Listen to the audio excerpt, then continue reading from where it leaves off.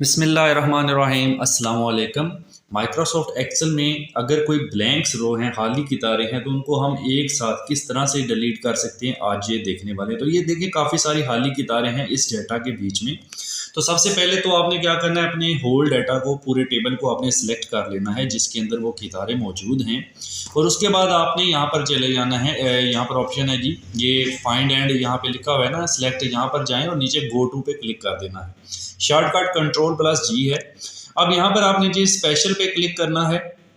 उसके बाद यहाँ पर देखिए तो ब्लैंक्स लिखा है, इस पर क्लिक करें और आपने फिर नीचे ओके कर देना है। इससे क्या होगा, जितनी भी खाली कितारें हैं देखें वो सारी की सारी सिलेक्ट हो चुकी हैं। अब आप यहाँ पर जाएंगे, ऊपर जो डिलीट का ऑप्शन है यहाँ पर डिलीट पे जाएं और नीचे लिखा है डिलीट शीट रोज, इसको क्लिक कर दें। तो जितनी भी खाली कितारें हैं आप देख सकते हैं वो सारी की सारी डिलीट हो चुकी हैं। अब मैं इस डेटा को अंडू करता हूं और दूसरा तरीका आपको बताता हूं कि दूसरा तरीका आप किस तरह से यूज़ करके इनको डिलीट कर सकते हैं। मैंने अंडू किया, देखिए कितारें ऑलरेडी सिलेक्टेड हैं। और अब आपने क्या करना है, अपने कीबोर्ड से कंट्रोल+- वाला बटन दबाना है। उसके बाद ये विंडो खुलेगी, यहाँ से शिफ्ट सेल्स अप पे क्लिक करके ओके कर दें।